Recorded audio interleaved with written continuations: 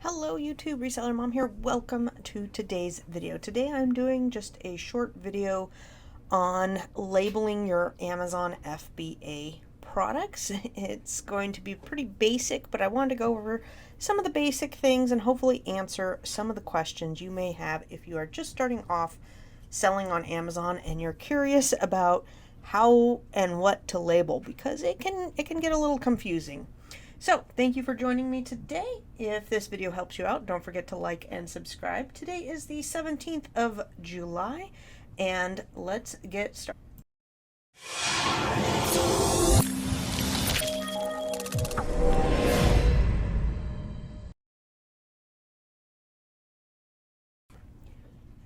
As with every video, I always recommend going and reading all of Amazon's rules and regulations and watching their videos. Their Seller University has some good basic knowledge that you should always start off with and then build from there. So learn the basics and then you can dive into different categories and special requirements that may not be covered in their basic stuff. So Amazon does require, well, they don't require labeling. Let's start off here up here. You have three options. You can use the existing UPC barcode on the item and commingle your items with other sellers. Most of the sellers I know don't choose that option because if somebody packs their item not very well or mislabels and your customer gets their item, you can't really do much about it. You can apply the Amazon barcodes. This is what we're going to be focusing on today. They are called FBA labels, Amazon labels. That's what that is referring to right there. That's kind of the most common. Or you can pay Amazon to label your items, and that service can be an option if you are, let's say, cranking out lots and lots of items and there's a time period where you're backed up, and it's a difference between getting product into the warehouse or having it sit there and not be for sale. You may want to use their labeling service. Or sometimes, like when I go traveling and I don't want to bring my Dymo printer with me and I find something I want to send it in, I may turn that on and pay the fee. I believe it's 20 cents a piece per item, but that fee has fluctuated. It might be 30 cents. Anyhow, it's 30 cents a label for them to do it. And again, if you are selling higher end items, 20 cents is not too bad. But if you're selling lower end items, that can eat into your profits pretty significantly. Especially if, they're really easy to label. It's more economical to do it yourself. All right. Labeling requirements. You guys can read over this verbiage. I will try and leave links down below on that. The bottom part of this page has label placement. Obviously, you need to put the correct barcode on each item. There's case packing. If you're interested in case packing, that's something you could look into. Transparency labels. I'm not really going to dive into them, but some products out there do require a transparency label. So that would be something that you would need to go learn about, a little bit more advanced than what we're talking about today. If you are bagging something or boxing something, you need to put the barcode on the outside of the materials. You don't want it to go over the curve. You don't want to bend that label. They need to scan it when it gets to the warehouse, so it needs to be scannable. So they have a nice little video here. I highly suggest watching all their videos. It won't take you that long. I mean, really, you could probably read all of Amazon stuff and watch all the videos in like one evening and be good. But it is a good base of knowledge. This is what an Amazon label looks like. It's also called an FNSKU, Fulfillment Network Stock Keeping Unit. And it's got some things going on here. We've got a name, we've got a condition, and you have the barcode. This barcode tells Amazon that this product is yours and what it is. Everything in their system is based off this. So if you label something incorrect, they're going to sell it based on the label identification. Nobody is going to really double check your stuff. It's going to happen when the consumer gets it and it's the wrong item. Every once in a while, you'll have somebody that works at the warehouse that may catch this, or on their conveyor belts. Say you sent in a book that's 3 pounds and it's put on a pack of pencils that's 2 ounces. The machines that measure things will catch a problem like that. But really, it's really hard to catch those mistakes after you've sent it into the warehouse. It's best, if you think you've made a labeling mistake, to just go ahead and recall the product and get it labeled correctly. So it will have a description here, the name of your items and the condition. Those things are also good to just, when you're labeling things, make sure you're putting the right label on. And these stickers right here, you can print them out several different ways, meaning different types of printers and sheets of paper. I give you a couple of common things here in another slide or two. The one of the things you need to do is go into your settings and make sure you have this barcode selected if you want to label your own items. If you're not commingling, then you want to label your own items. You need to make sure your settings are to that, because if you're just starting on Amazon, they're not. I believe the default is set to commingle, and you need to go in and change it. So to do that, you're going to click Settings. You're going to go to Fulfillment by Amazon, and down kind of a little bit down, you're going to go to FBA Product Barcode Preference, Amazon Barcode. There are two options. There's Manufacturer Barcode or Amazon Barcode. You just scroll up. There's a little edit button. You click the edit button. You select Amazon Barcode and you hit update. That's it. Easy peasy. Really simple. You also should go into these other settings, learn what they are, and make sure you are set up correctly, because if you don't understand the settings and it's not set up to how you want it, you could wind up with some disposal fees or settings that cost you a little bit of money that may not be what you want. Like automated long-term storage removal settings is something that they'll remove and send your stuff home before they charge you long-term storage fees. That might be for you. It may not be. But go and look at each one of these and make sure you are set up correctly. If you don't know what it is, my trick is to open up Google, type in Amazon FBA, copy and paste this heading right here, and you'll usually find the page explaining what that setting does. Because honestly, some of these can be a little confusing as to what exactly does it do and how is it going to affect your business. All right, once you have got your barcode label set up and you're going to be labeling your own items, you next need to figure out how you're going to print those labels. For the longest time when I first started Amazon, I used the 30 up labels. It works if you're just doing your shipments through Amazon Seller Central. It works if you're doing Inventory Lab. It's not as efficient. As soon as you economically can, I would suggest getting a Dymo labeler, Zebra, or Rollo. Those are the top 3 labelers that people use. I have loved my Dymos. They're economical. They cost $50 to $100. Zebras and Rollos are a little bit more. So if you are maybe setting up a warehouse and going to process several hundred labels a day, you might want to look at something more robust. But if you're just starting out and you're kind of testing the waters with Amazon, you're going to be doing these 30 up labels. They go in any printer and can be printed out. One thing I will say is laser is better than inkjet, because if you get these slightly wet, sometimes the barcode will smudge, making it hard for the scanners to scan. If it's smudged, it's not going to scan. There is kind of 2 ways. You can either have like really sticky labels or replaceable or repositionable labels. It used to be recommended to be repositional.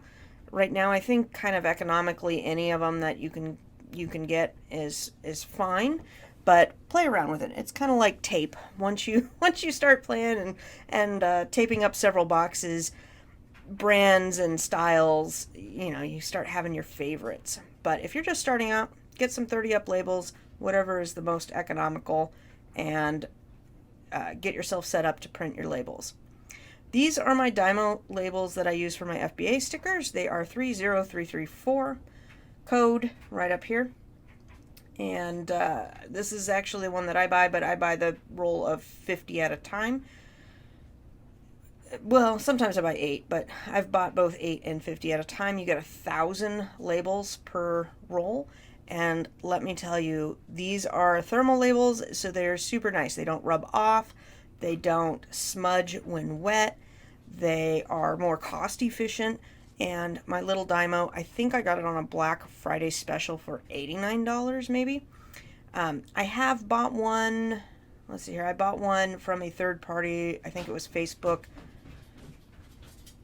Market, and they sold it to me and it never really worked. So beware from that. I also bought a refurbished one from Amazon Warehouse, and that didn't work. So I kind of just only buy Dymos new now because I've had bad experiences there. Next, we're going to talk about suffocation warnings. I believe the verbiage on Amazon is anything that has an opening of 5 inches or more, bag-wise, consumer bag-wise, needs to have a suffocation warning on it. I'm pretty bad in the office. I call it the dum-dum warning because some of the things I sell, if you can't figure out how to not suffocate yourself, you probably shouldn't be buying the item in. But I digress. That's my personal feelings there. Anyhow, your bags need to have a suffocation warning on them. This is important for, well, it's really important for babies and kids, obviously, but, well, not that babies and kids are really going to read it. Anyhow, it's the law. We need to follow it. We don't have to agree with it. We just got to follow it. So you can either buy bags with suffocation warnings on them, or you can buy a label that has the warning on there. On Amazon's regulations requirement page, they will tell you the verbiage they're looking for. So you can even copy and paste that verbiage into a Dymo or some sort of sticker thing and print out a label. I have done that before. I also have a Dymo that runs a 4 by 6 inch label for shipping. And I've been in a pinch and I needed a warning sticker, so I just take the verbiage, plug it into my Dymo, print out a label, and stick it on the bag. But getting the pre-labeled bags makes it super convenient, and it looks more professional in my opinion. These ones are my favorite. Spartan Industrial.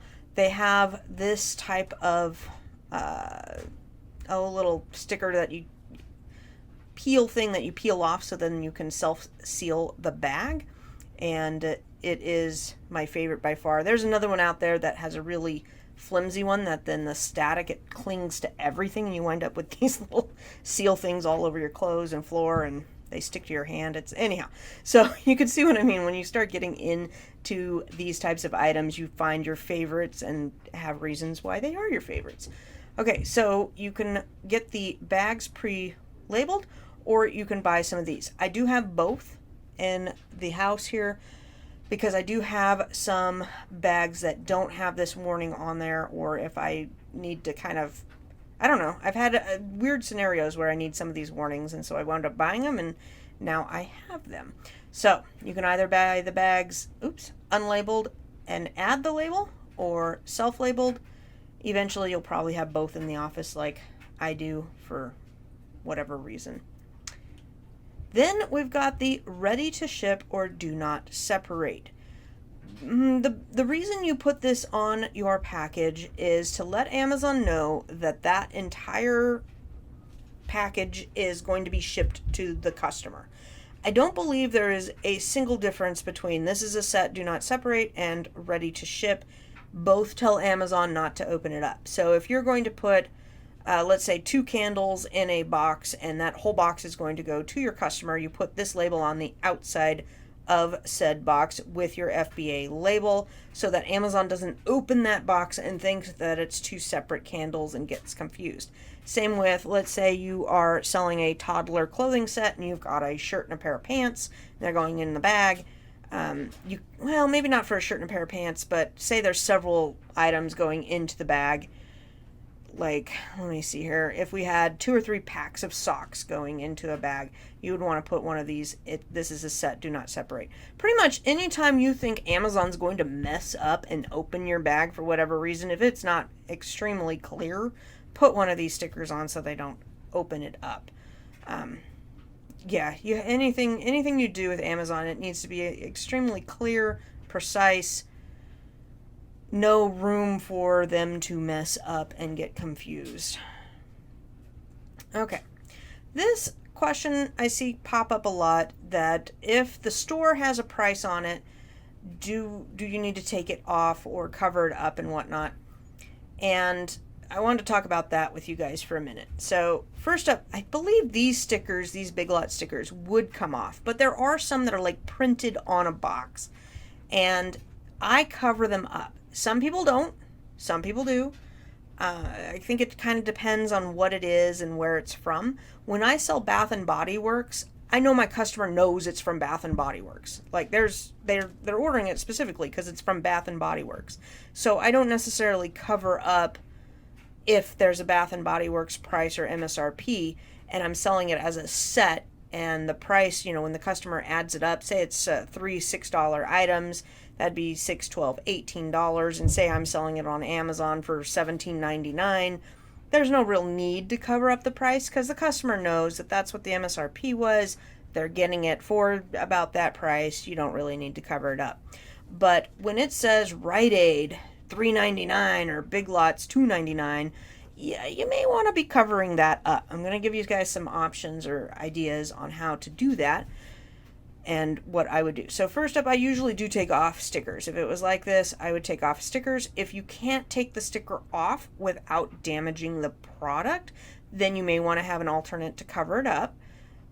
My favorites to take stickers off is a heat gun, lighter fluid. If those two don't work, I have Goo Gone,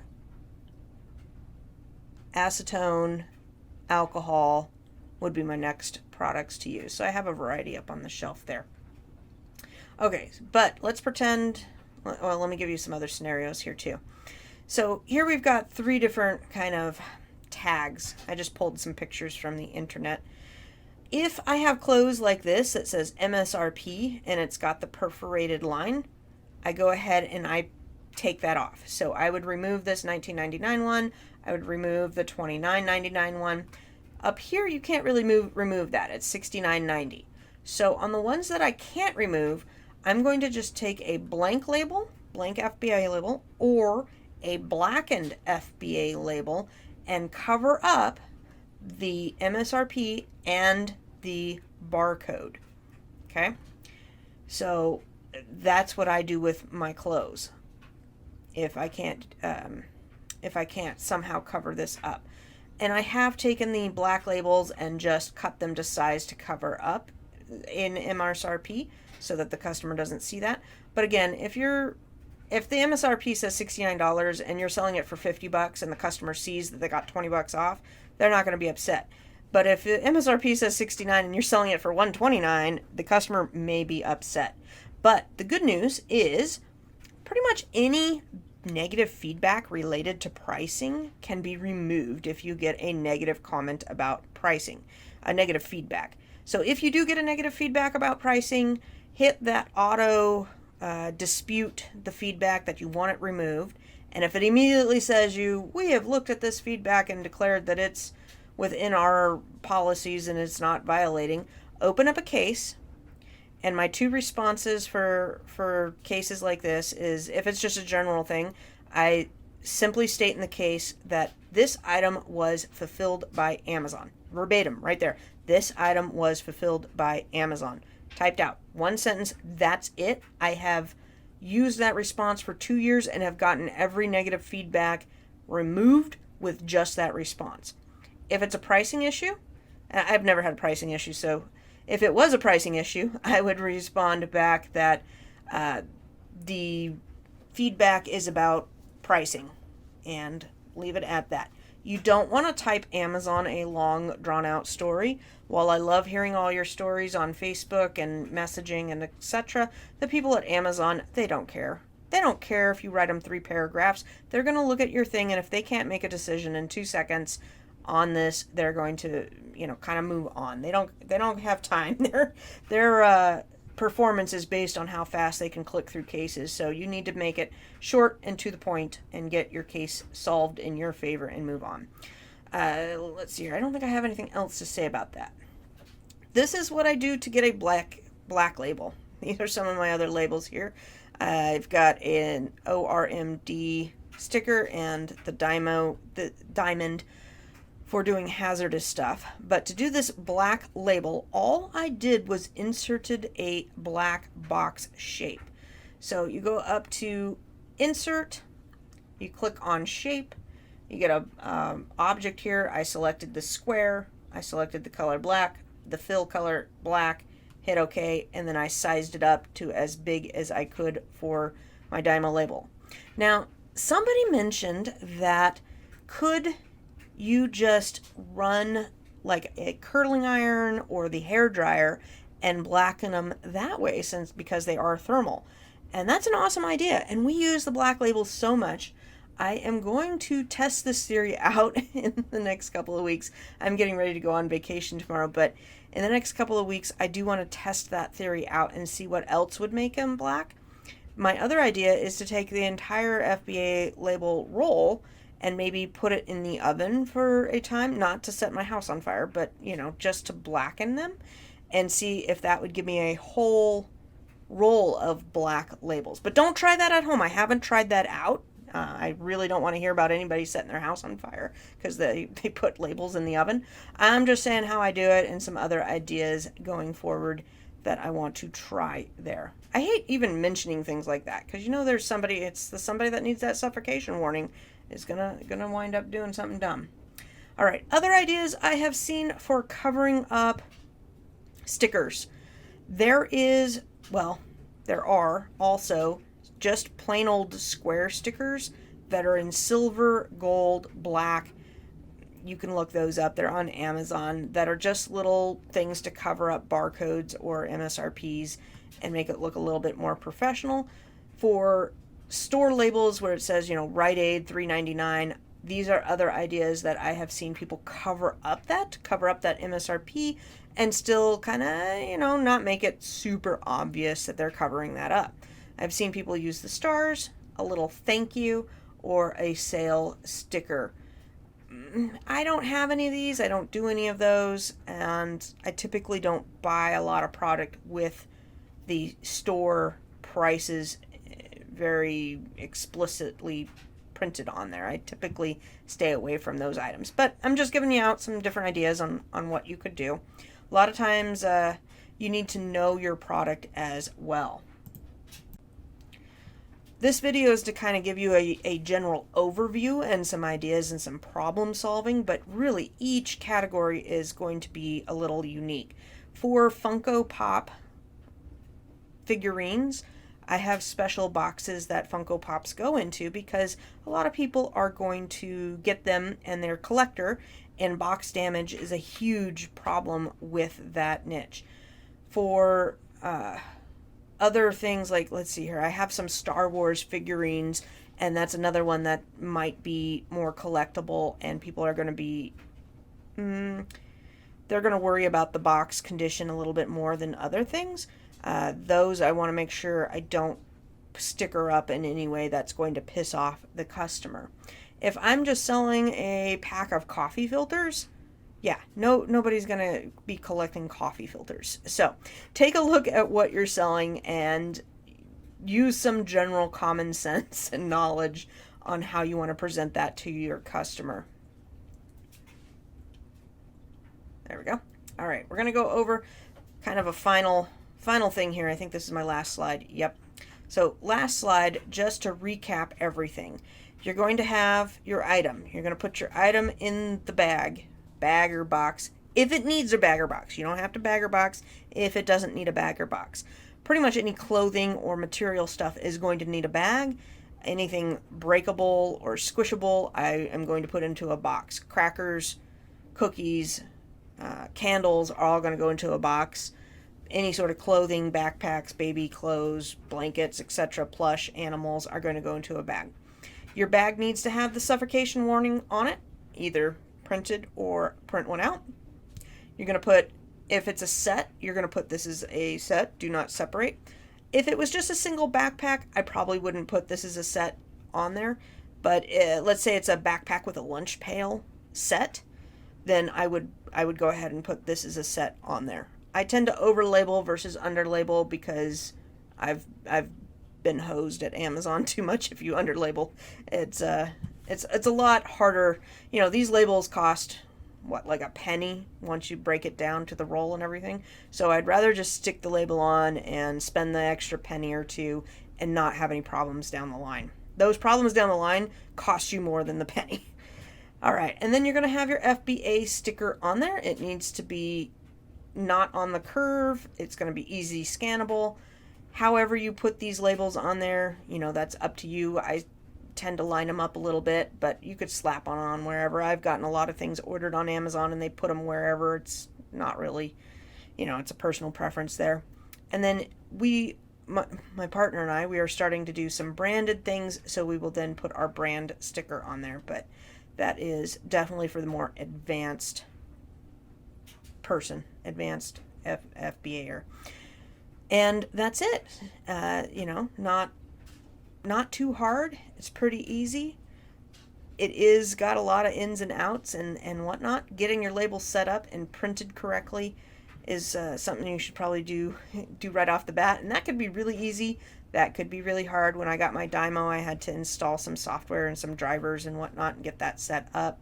These do not separate stickers are not very expensive, but they are an added cost to your business when you're setting up. You need to watch all that very closely and build your business. There is a variety pack of bags on Amazon that I suggest if you're just starting out Amazon and you don't know which poly bag to get the variety that has, I think, 4 different kinds on it for $20-$30, and you get 100 bags of each kind.